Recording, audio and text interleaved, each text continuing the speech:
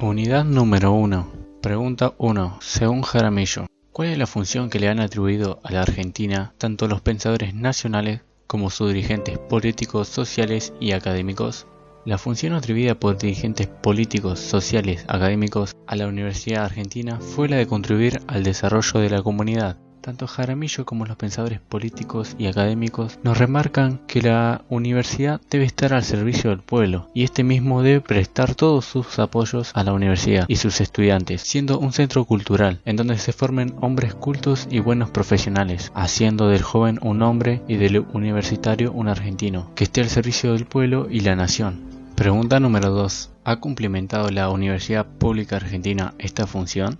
Las universidades públicas, con el pasar del tiempo, han logrado cumplir con esta función propuesta por los pensadores, haciendo que a día de hoy toda universidad pública sea gratuita, que esté al servicio del pueblo para la resolución de sus problemas y además sea un centro cultural. No obstante, la universidad sigue estancada en reglamentos burocráticos y modelos anticuados que le impiden estar al servicio de grandes causas nacionales.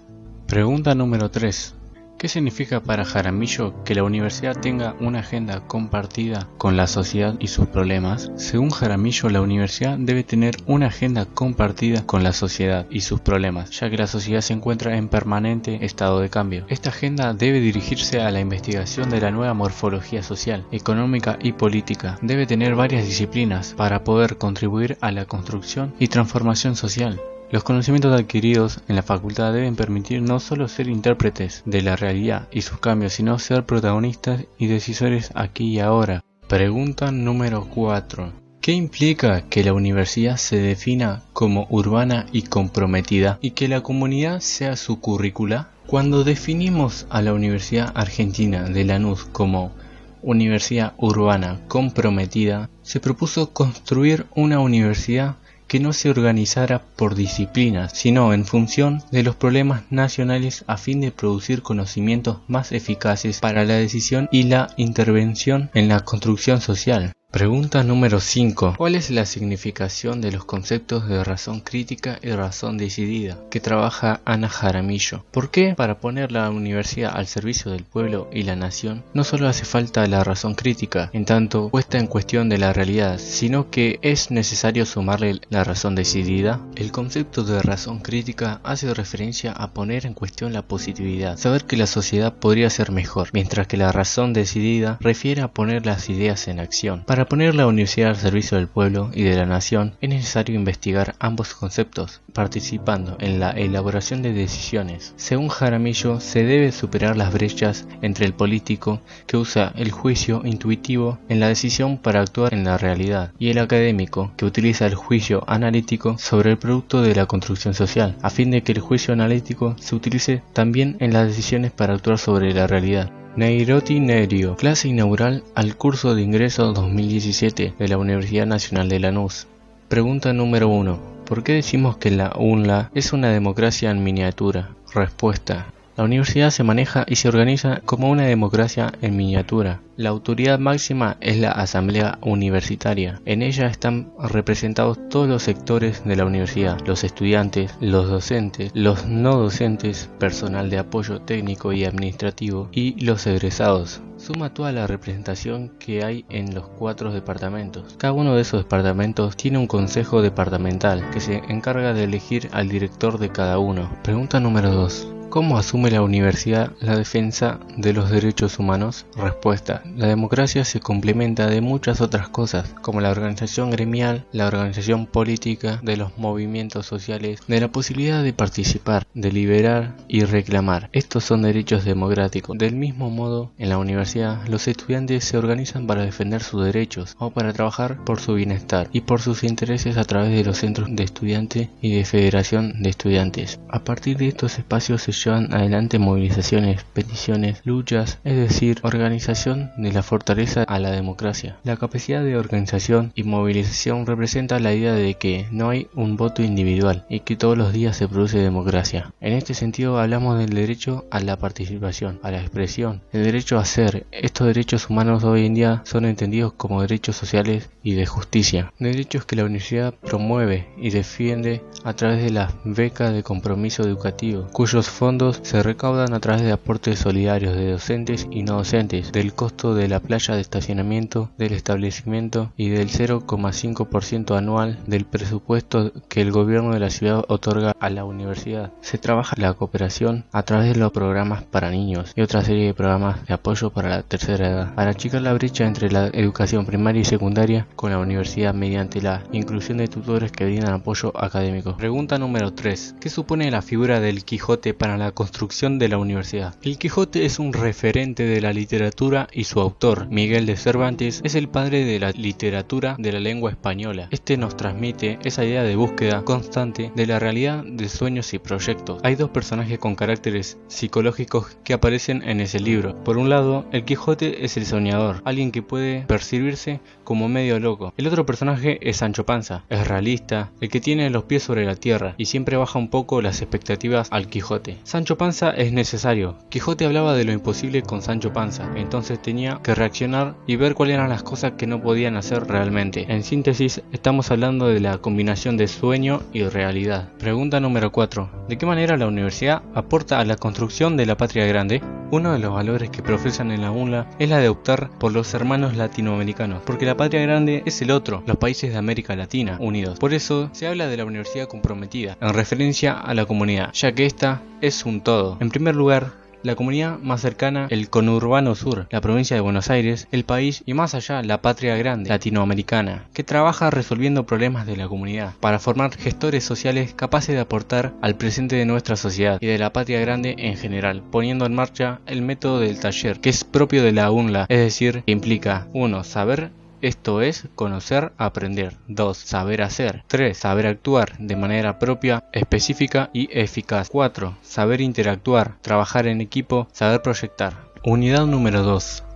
Origen y desarrollo de la Universidad Argentina. El surgimiento de la Universidad Argentina en el periodo colonial. Los modelos de universidad liberal. El proceso de la reforma universitaria de 1918. Pregunta número 1. Caracterice la universidad en el periodo colonial. En particular, ¿cuáles son las funciones políticas y económicas de la Universidad de Córdoba? Respuesta. La función política y económica de la Universidad de Córdoba estaba al mando de los españoles, cuyas tareas era la de preparar funcionarios de bajo nivel de responsabilidades de gobierno, dada la condición de racista de la política colonial. Es decir, la educación era impartida a grupos reducidos de personas que conformaban una élite política y cultural. Pregunta número 2. ¿Qué transformaciones se producen durante el periodo de la independencia? ¿En qué consiste la denominada Universidad Liberal o de los abogados? ¿Cuáles son los estudios que imparten quienes concurren a esta universidad? Durante el periodo independentista se dan varios cambios de transformaciones, corrientes políticas y culturales. Promueven la independencia de España para recuperar el territorio del virreinato y así impedir que se divida en varios países. Jauret lo denominó patria grande. Esto impulsó el desarrollo de la economía. Movilizaron a los sectores sociales que estaban marginados, pueblos originarios, negros o mestizos. Los impulsadores de la patria grande tuvieron que enfrentarse a los impulsores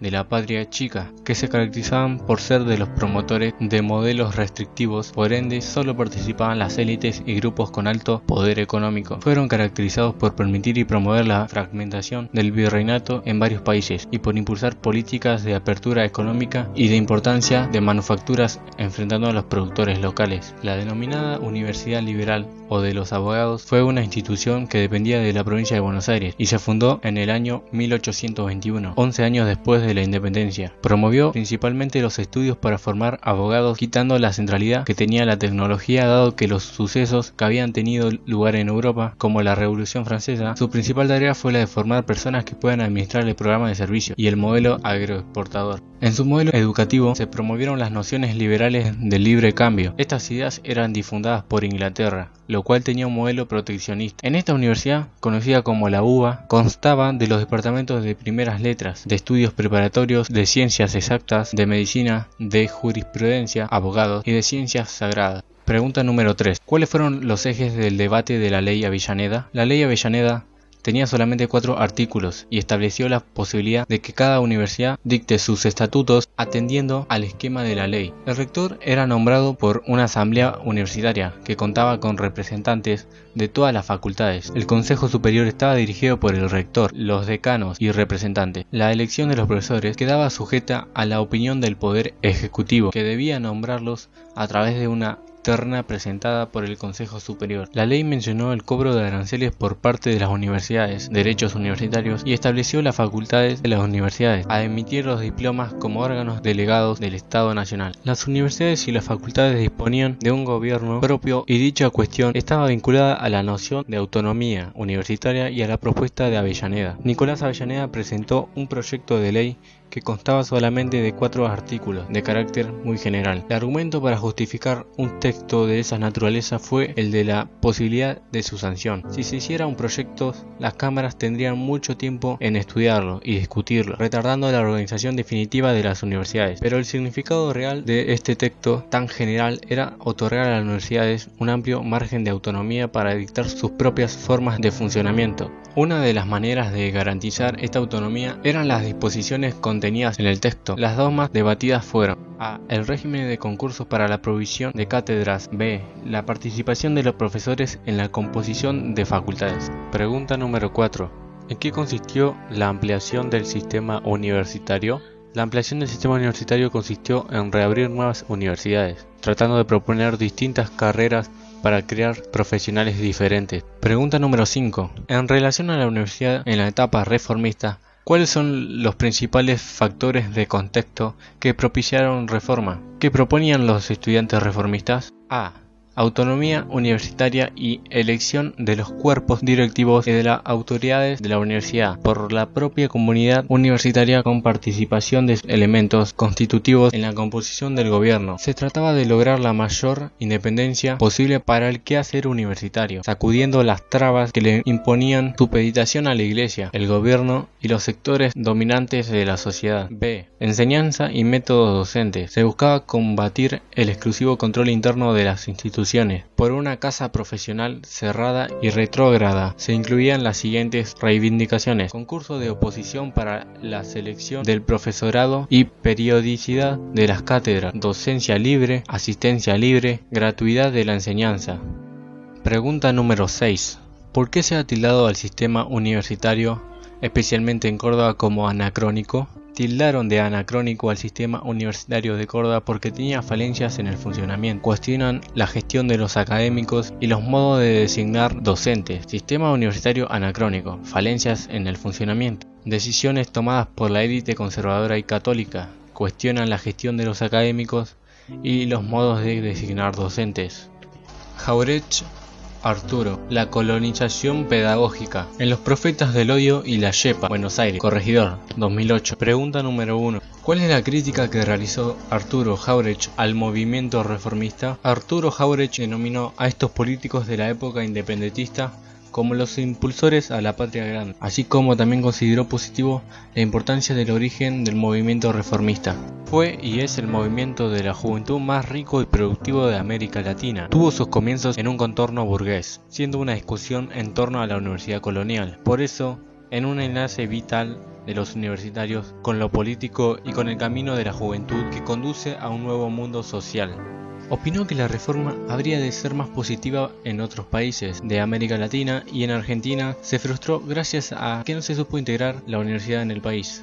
Les critica que habiendo apoyado Irigoyen la reforma y habiendo sentado las bases para que esto fuera posible, ellos apoyaron los golpes militares contra el mismo gobierno que les dio origen en los golpes del 30, 45 y 55. Señala también como los estudiantes reformistas siguen sintiéndose una élite entre el pueblo, están depurados de toda preocupación vinculada con el destino de la comunidad. Pregunta número 2. ¿Por qué Roca señala que sin reforma social no puede haber cabal reforma universitaria? Sin reforma social no puede haber reforma universitaria, porque el Estado, sociedad, universidad se alimentan de la misma raíz. Lo que comenzó como una defensa contra los malos maestros y afán de reformar el sistema educacional se convirtió en un vasto proceso social. Se comprendió que el problema de la universidad no es problema solo y aislado. Es más que nada la resultante de un problema profundo, amplio, concreto y formidable. El problema social hoy se comprende que solo habrá reforma educacional, concreto y formidable el problema social. Hoy se comprende que solo habrá reforma educacional a fondo, con reforma social también a fondo. Porque en el resto de Latinoamérica representó una aproximación del universo a la realidad inmediata, porque supieron abrazar el hecho histórico que les dio nacimiento.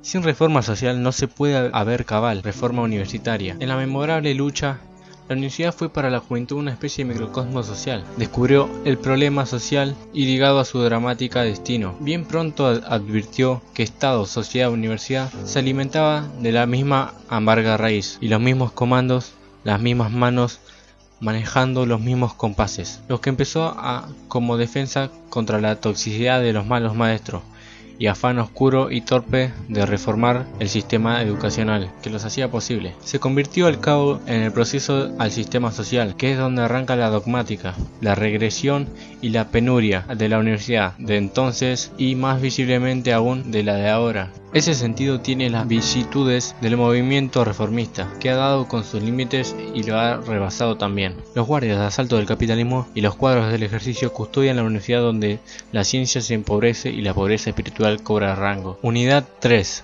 Universidad y proyecto nacional. Política universitaria en los gobiernos peronistas. Leyes universitarias número 13.031 de 1947, número 14.297 de 1954.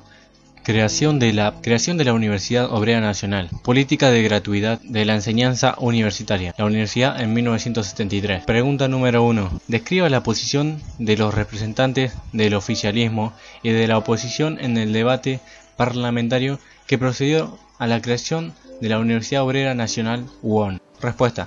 Ayala Torres, el creador del proyecto oficial de la UON, decía que su creación ayudaba a la capacitación, a la cultura y a la conciencia política del país, mientras que el opositor, Gabriel del Mazo, sostenía que al no ser el tipo de educación normal de una universidad, la deformaba. Para él, la universidad tenía que ser para la élite, la clase alta básicamente, y que las personas como los obreros no tienen espacio en ella. Pregunta número 2. ¿Cuál era la organización del gobierno de la UON?